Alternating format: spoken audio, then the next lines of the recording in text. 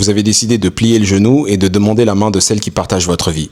Vous ne le savez pas encore, mais vous êtes déjà mort. Le mariage est une cage, une prison, une contrainte pour les gens heureux, une contrainte pour les gens ambitieux. Mais le plus étrange, c'est qu'on a décidé unanimement que c'était le truc à faire dans sa vie. Globalement, quand on est marié, on est malheureux. Ceux qui vous disent le contraire sont des gens qui expérimentent à peine la chose, ou alors des gens qui ne veulent pas vous montrer l'envers du décor. Globalement, quand on est marié, on est malheureux. Et puis quand on est pauvre, c'est surtout l'occasion de boire, de manger ou de faire la fête, quand en parallèle, les gens aisés paramètrent avec précision ce qu'il va advenir de la maison familiale ou du Picasso qu'on a vigoureusement obtenu aux enchères, s'il advenait que cette mascarade autour de l'amour et sa consécration prennent fin. Le mariage, c'est comme le matcha, c'est dégueulasse et pourtant tout le monde fait semblant. Aucun homme sérieux, aucun homme équilibré n'a réellement envie de se marier, ne souhaite réellement se marier. En général, l'idée est insufflée par une femme bercée par l'idylle, selon laquelle un prince charmant viendrait la délivrer de son sort plus que malheureux. Un homme, ça ne recherche pas d'engagement. Il est dans sa genèse beaucoup plus enthousiaste aux aventures, aux péripéties qu'à l'immobilisme. Un mariage sur deux est un échec. Je crois qu'on peut s'applaudir pour ces chiffres d'exception. Pourtant, ils ne suffisent pas à vous refroidir. Ils ne suffisent pas à refroidir l'envie de vous marier. Parce que vous êtes con. Vous n'avez pas compris que ça ne fonctionnait pas. 70% des divorces sont initiés par les femmes. L'avantage avec le fait que les dynamiques sociales aient bougé, c'est que maintenant nous savons, les femmes peuvent en parler. Un peu comme le téléphone qui nous permet de voir de par le monde ce que la télé ne veut pas retranscrire. Les femmes peuvent en parler dorénavant.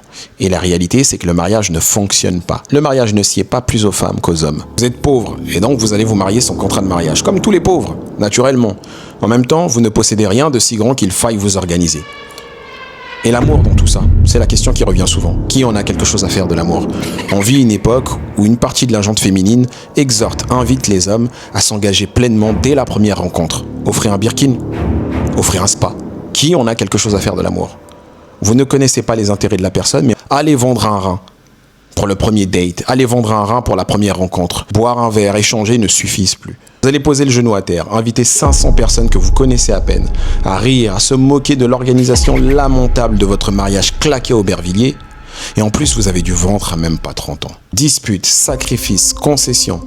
Le mariage vous aura tout pris. Votre élan, votre argent, votre âme, votre humeur. Et pourtant, vous avez quand même décidé de le faire. Vous avez commencé cette vie avec un mariage qui vous a coûté 15 000 € et vous n'avez même pas 1/6 de cette somme en épargne. Je vais vous raconter une histoire. Vous avez rencontré Annabelle, elle a 21 ans. Elle est douce, belle, intelligente et sensible. Annabelle est quelqu'un de simple, elle vous écoute sur vos problématiques, elle est amoureuse et puis vous savez que c'est la bonne dès le premier date. Vous décidez de l'épouser après un certain temps de relation. Vous faites un mariage simple parce qu'Annabelle a très bien compris qu'il fallait utiliser l'argent à bon escient. Vous avez décidé tous les deux d'ouvrir un compte titre et d'y investir une partie de vos économies. Sur Amazon, tiens, une entreprise avec des perspectives intéressantes dans le cloud. Amazon détient près de 45% des parts de marché, très loin devant Microsoft et Google. Vous vous êtes mis en freelance le temps que votre activité décolle. Annabelle vous soutient, elle vous aide à vous développer, elle partage vos rêves, elle voit plus loin. Attendez. Ça, c'est la femme de vos rêves. Mais en réalité, comme la plupart des hommes, vous allez épouser une femme que vous n'aimez pas. Cynthia, égocentrée, complètement dépourvue d'intelligence émotionnelle, incapable de faire la moindre introspection. Après tout, si cette relation est un échec, c'est de votre faute. Cynthia est encline à la comparaison. Tout est toujours mieux chez les autres. Elle est incapable de se concentrer sur la fabrication de votre bonheur à deux. Elle n'a de considération pour vous que lorsque vous sortez votre carte bancaire. Ce mariage vous aura coûté 30 000 €. Cynthia veut mettre le paquet pour impressionner. Vous avez épousé une femme complètement insensible à ce que vous pouvez ressentir. C'est ce qui attend la plupart des hommes. Vous avez connu une femme qui a grandi dans un cadre dans lequel elle n'a pas eu le privilège de voir un homme véritablement aimer une femme. Résultat des courses, une maison, 2 enfants, un divorce, plus de maison, moins d'enfants. Ce que je veux dire par là, c'est que le mariage est un acte grave. On vit une époque où, d'un point de vue philosophique, économique et politique, les gens n'ont pas de réel intérêt à se marier. Le mariage n'est pas quelque chose de rentable quand on est pauvre. On a très peu de chance, et je suis formel. On a très peu de chance de tomber sur le bon partenaire quand on est pauvre, quand on vient d'un milieu pauvre. Le mariage chez les gens aisés, c'est l'art de capitaliser, de maximiser. Les pauvres, eux, croient en l'amour. Ils y croient. Ils pensent réellement que ça existe. Le mariage se doit d'être pragmatique, il faut l'organiser. Tout ce que savent faire les pauvres, c'est organiser le buffet. Quelle éducation donner aux enfants? Quelles études prévoit-on pour ces derniers? Un pauvre n'ira jamais faire de démembrement de la propriété de sorte à protéger son partenaire en cas de décès. C'est simple. Il n'a pas de propriété. Il n'a pas lieu de s'organiser. Un bon mariage, c'est d'abord un bon partenaire. Un bon partenaire, c'est quelqu'un, c'est une personne qui a vécu dans un cadre psychologique éligible au bonheur.